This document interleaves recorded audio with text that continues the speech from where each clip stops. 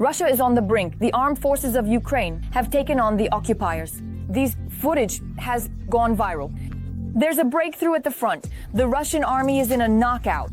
Tanks are tearing up the ground. Drones are burning everything around.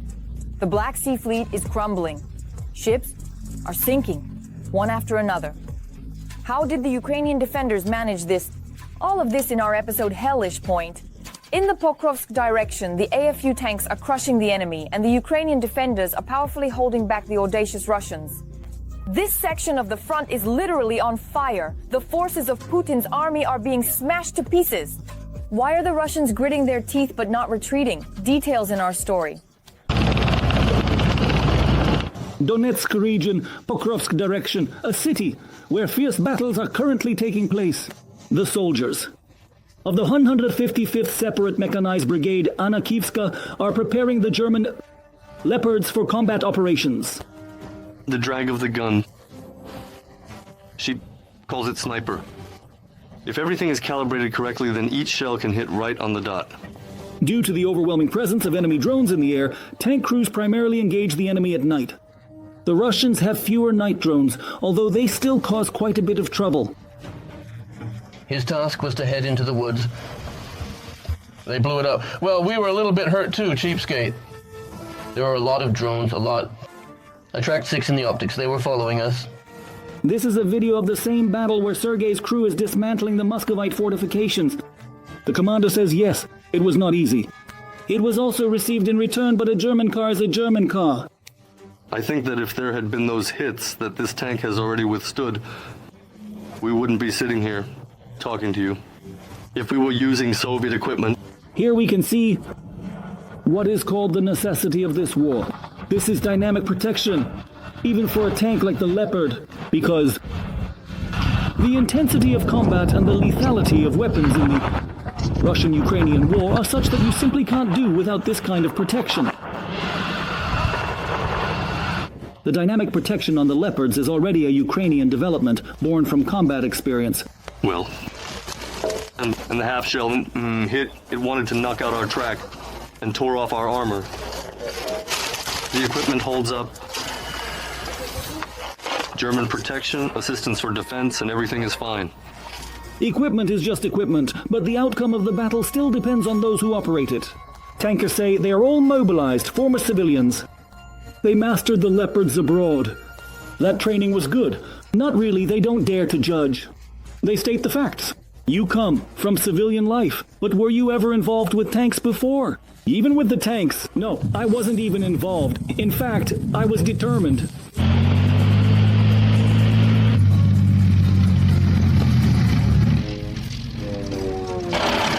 And now here's Yuri, the driver mechanic of this fearsome machine. Oh, absolutely. Say the commanders. There is a spark in people, tankers, but they saw that machines save lives. This is not Soviet, and therefore people have already reacted positively to this, that they are ready to leave. There was fear at the beginning, before the first departure. After the first departure, fear settled down. I don't know where. So there's a task. We go out. We work. The scandal regarding the 155th Brigade has reached the tankers as well. A number of media outlets have spread information regarding the problems of this unit. It concerns in particular the mass mobilization, insufficient training, and significant losses of the fighters. It doesn't respond to what's happening in the brigade at the political level. Our task is to defend the state. That's it. The new brigade is named after Princess Anna of Kiev, who became the Queen of France. The recruits were trained in military affairs in France. The higher command is responding to the resonant information. Exclusively answering our questions is the commander of the Air Defense Forces, Mikhailo Drapati. Drapati has a place. Thank God I had a negative attitude towards all these manifestations and to what could have been fixed on the ground. All levels of command, meaning all commanders, and leaders underskilled, command, depend on the success of this personnel, which is what we are currently working on. I am confident that what was voiced will soon be refuted. The president has taken control of the situation in the 155th Brigade. The Ministry of Defense, the General Staff, the State Bureau of Investigation, and the Security Service of Ukraine have been instructed to provide official reports to the head of state in the near future. From the Eastern Front, Ihor Levanok, Bohdan Savrutsky, and Oleg Kukarsky, the Channel Intermarathon presents Unified News. In Donetsk, the armed forces of Ukraine are tearing the enemy apart. The enemy can't establish themselves or escape in time. The occupiers' equipment is bursting into flames like fireworks, and the bunkers are simply turning into craters. The Russians relaxed and did not expect this. Ukrainian Titans dealt them a powerful slap. How the front is being cleared of the enemy. Unique footage in our material. 3 negatives in the tower, right? There are 3 negatives in the tower. Full, all done. Just a few more seconds and the fighters will rush out into the 20-degree frost to their firing position. They received the command to fight and are rushing to their positions.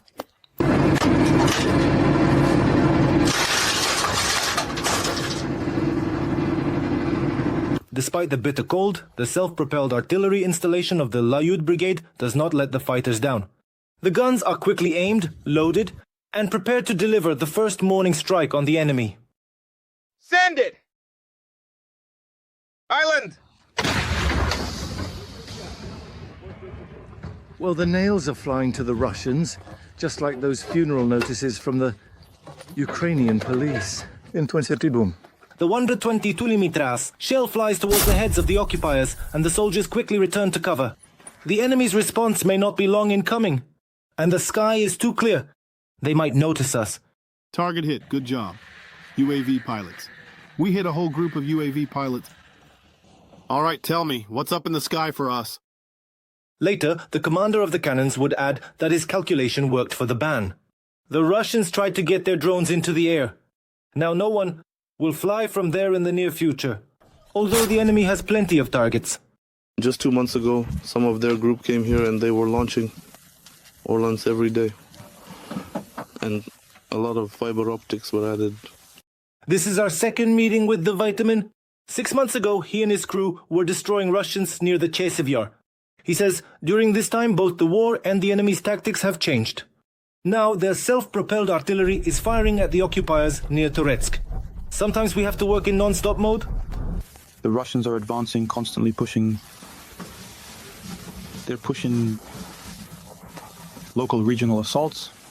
The artillerymen are destroying the enemy infantry, but they just keep coming and coming. The Russians are not giving up on their attempts to capture Toretsk. At the same time, they are trying to advance towards the neighboring Kostiantynivka. Well, just yesterday, probably about 10 shells fell, maybe in half an hour. A shell flew in for more than an hour. They were also working the area back and forth. It's not true that it's always quiet there. Today, the main task of these artillerymen is to cover the infantry. The cannon easily breaks up clusters of enemy stormtroopers and their light equipment. It's safer to come here in an armored vehicle. For now, the enemy is afraid. Each of these police officers joined the United Assault Brigade LUD voluntarily. Among them is Sova. In civilian life, she worked at the district police department and decided that she would be more effective on the front lines. I have a daughter. She's 12 years old. I want her to reign in a peaceful country without these wars. And the 24-year-old mechanic driver of a pseudo Lexus does not lose faith that one day the Ukrainian flag will fly over his city again.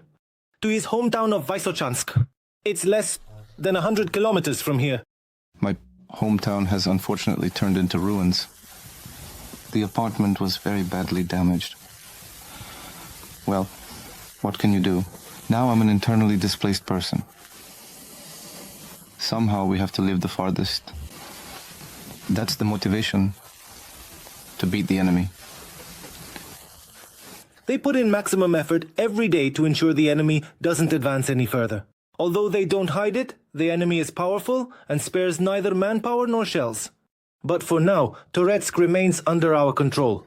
This machine has been working since 2014 and is still going. Alexander, known as Kuzmin, a resident of the Kharkiv city administration. Ukraine can no longer hide this. The front is cracking at the seams. The Russians really messed up. The generals just don't know how to tell Putin about it. The armed forces of Ukraine are giving it their all. We've never seen such a harvest of destroyed equipment. The most spectacular operations of the armed forces of Ukraine. We'll show you right now. In the Kharkiv region, Baba Yaga carried out a nighttime raid. The border guard struck enemy transport and shelters with a heavy bomber. In Yastruba, there is a burning... The FPVI drones destroyed Russian positions, destroyed a car, and prevented the launch of a UAV. Warriors of the 22nd Brigade, enemy reconnaissance planes were shot down in the sky over the Kharkiv region. The Chartia Brigade has added a camouflage tank to their achievements. Enemy shelters also took a hit, along with infantry who were desperately trying to escape from the drones. The Achilles Regiment showcased their combat support. The Frontline service station operates 24/7. Transport quickly breaks down due to shelling, mined areas, broken roads. So, the fighters of the automotive technical units are doing everything possible to speed up the repair of these iron horses. This is our Mercedes Unimog, which came under fire from enemy SPV, on which it was destroyed. The roof, the building was destroyed. Here's the opening we have. The car is almost restored, replacing the windshield. I think in a couple of days it will start carrying out combat missions for us. And these shots are from a sniper from the mainland battalion who hits an enemy drone with a rifle. When it is impossible to silence the drones with a rifle, accurate shooters are on the alert. In the area of Kremina and the Serebryansk forestry, the Phoenix drone pilots are working against the enemy. They destroyed a tank, a cannon, 1.5 dozen trucks, a relay station, and personnel. The occupiers' attempt at a mechanized assault on the estuary direction again failed. The 66th Brigade noticed and neutralized the BMP in time. In the temporary Yar, Muscovites enter mostly in small groups, hiding in destroyed buildings and the remains of plantations. And when the number of groups increases, they push towards our positions. The defense there is ongoing under extremely difficult conditions. The enemy is throwing new units into the fight. Our infantrymen from the Kyiv 24th Brigade are successfully disrupting the invaders' plans for a crossing. Street battles are ongoing in Toretsk. Fighters from the 101st General Staff Security Brigade showed how a Russian tried to blow up a house, with our defenders using an anti-tank mine device. Fortunately, the detonator did not go off and the fuse was removed from the small arms. Fighters of the 28th Separate Mechanized Division in the Toretsk sector destroyed an enemy armored personnel carrier with several strikes from a kamikaze drone. In the Toretsk direction, the enemy, supported by aviation and artillery, attacked our positions near Krimska, Dakhna, and Toretsk. Konstantinivka and Toretsk were hit by airstrikes. The occupiers tried to transport personnel using vehicles and armored equipment, but they lost a tank and 2 cars. In the Pokrovsk direction, among others, the fighters of the National Guard Brigade Spartan are holding back the pressure. The occupiers tried to get closer to the Ukrainian positions, but the watchful eyes of the aerial reconnaissance spotted their movements, and the drone operators stopped them before they could get close. The fighters of the 155th Brigade, named after Anna of Kyiv, are fighting in AMX-10 tanks, praising the maneuverability, speed, and quiet operation of French armored vehicles. It will be replaced by a wheeled tank which provides support during assaults and the withdrawal of the wipers. It has maneuverability. We can quickly turn around in one spot, shoot, and then leave. The Guar warriors burned the enemy howitzers near Pokrovsk, along with the living quarters and hideouts of the Russian invaders. Pilots of the ALA-125 unit. The Sichislav brigades got used to working on antennas for enemy drones. The antenna is actually a complex target. It's often camouflaged and it's really hard to destroy. But it's possible. In the temporarily occupied settlement area, the Ukrainian Defense Forces destroyed a storage facility for thermobaric munitions. They also blew up the sunroof system, the charging machine, and the crew. The Air Forces, using Su-27, MiG-29, and F-16 aircraft, carried out an airstrike on enemy personnel. The automotive equipment was brightly lit up in the Novopavlivka direction. This is the work of the drone operators of the 110th Brigade, named after General Horunji Mark Bezrushko. They completely destroyed the loaves and the Jigulis that the enemy uses instead of armor. With faith in our fighters, Tetiana Litvin, Interdetails, Mark United News. The arena of total destruction. This is what the sky looks like now over the Turkish direction. Drones are a nightmare for Russians, and they simply don't know how to escape from the invasion of Ukrainian birds. Everything around is just burning. The Russian positions are almost gone. All the details are in the following report. Turkey, the Turkish direction. The safest trips here are at night. To be a more challenging target, so to speak, for the enemy. And here, we are at the positions of the Azov drone operators. Here, the final preparations for combat operations are underway. Darts will be operational.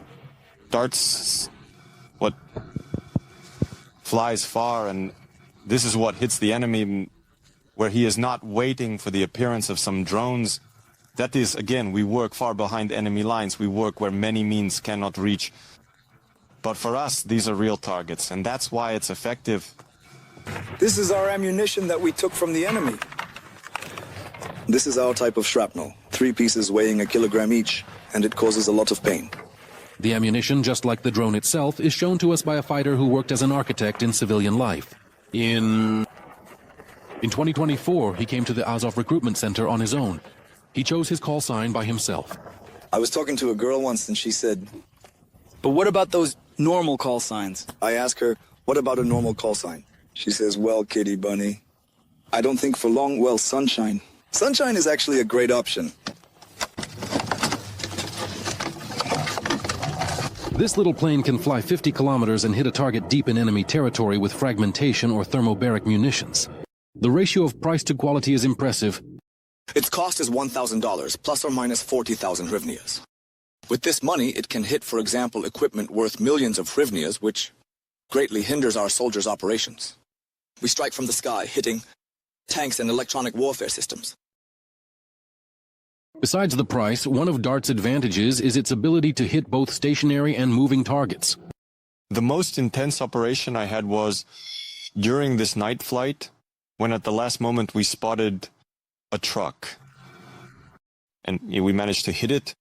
A port operator, and now also a soldier, with 6 months of experience. He says he chose from several units. I settled on Azov. Everyone is motivated. Most of the people here are volunteers.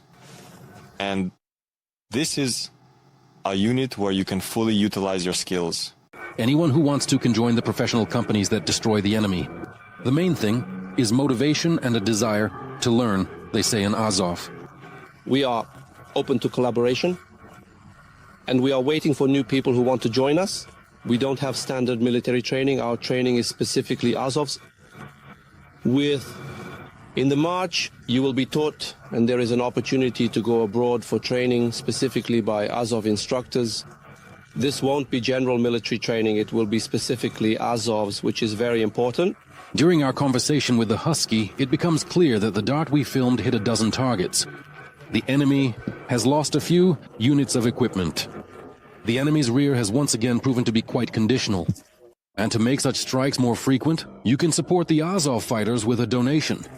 On the screen, there's a QR code for artillerymen who need reliable wheels and watchful eyes. Oleg Endrickson, Viktor Zelenkov, Program Windows STB, Marathon. The only news? Russian ships are sinking like lightning. Powerful explosions in the ports of Crimea. Strikes, one after another. The crews are fleeing in panic. Moscow can't do anything. The formidable Russian fleet has become a fat target for the armed forces of Ukraine, and the sea has turned into a real trap. Thank you. How is it possible to take down the enemy's fleet? This is covered in our material. The Russian cruiser Moskva and the landing ship Chaser Kunikov.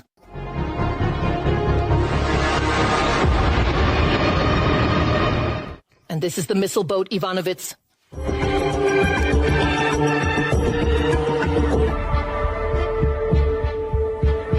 This is how precisely, step by step, the defense forces are destroying enemy ships. In this naval battle, we have already accounted for over 20 ships that will never be able to sail in the Ukrainian Black Sea again. As of this morning, there were no ships in the waters of the Black Sea. We haven't been monitoring the waters of the Azov Sea since last year. When several attacks were happening on our side, the Russians directly felt that there was a danger, and they, for example, withdrew even beyond the Semes Bay, 5 carriers of cruise missiles. It is our cruise missiles and naval drones that have become too dangerous for the Russian fleet. Because of this, the ships that are still left in Russia, the enemy hastily withdrew from occupied Crimea and the Azov Sea. Now, they are based in Novorossiysk. submarines and frigates and missile boats carrying calibers. This is the main strike force. The Russians, that's exactly where they are. And the landing ships, by the way, are mostly all there. The deployment of these ships, to sea, may not last for long. So they went out in an hour. They deployed in the area of combat training, launched the missiles. They turned back. The destroyed and damaged Russian ships remain in occupied Crimea. There is a repair base that services the enemy fleet. In Sevastopol, there are several large landing ships that we have damaged, including this Olinogorsky Hill. Minsk is located there. And there are the ships guarding the water district. That's what they were called. So these are all missile boats. These are transports. There were small missile ships, corvettes, and anti-submarine vessels to protect the base point. The wave destroyed Russian military logistics, and then ours also destroyed oil products in Feodosia and Sevastopol. All of this reduced the combat capability of the Russian army. In nearly 3 years of full-scale war, the Russian Black Sea Fleet has lost 30% of its combat potential. There are 3 orders, ships in the city. At the beginning, there were about 80 of them in the combat units. The therapist is actually already not in service, but an even larger number of ships sustained damage.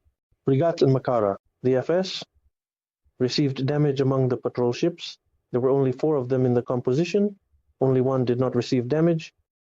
The last was Pavel Derzavin, who received 2 injuries in 2 days. Russia, as a rule, hides strikes on its facilities and denies losses, but they are so large-scale that it is impossible not to notice them. This also affected the families of Russians who were brought to Crimea to serve in the Navy. Now they have returned to Russia as the occupying fleet on the peninsula has practically disappeared. Ilvina Sidbulaeva, We Are Ukraine, Marathon, United News. That's all from me.